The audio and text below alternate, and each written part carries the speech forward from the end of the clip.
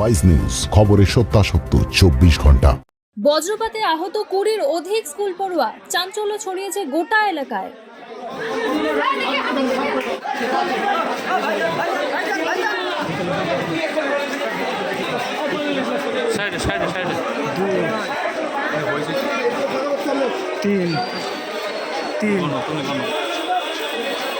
এই মুহূর্তে ডোমকল থেকে সবথেকে বড় খবর যেটা জানা যাচ্ছে, বজ্রপাতে আহত প্রায় 20 জনেরও বেশি স্কুল ছাত্রছাত্রী।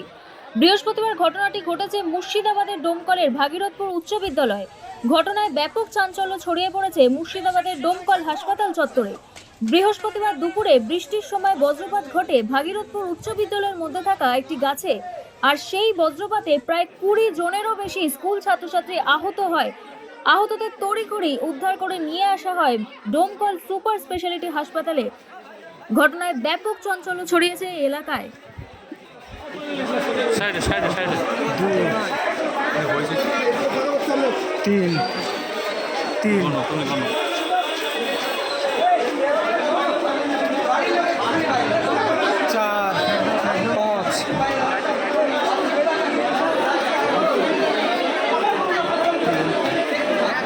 রাস্তাটা ক্লিয়ার করে না, সাইডের 6 7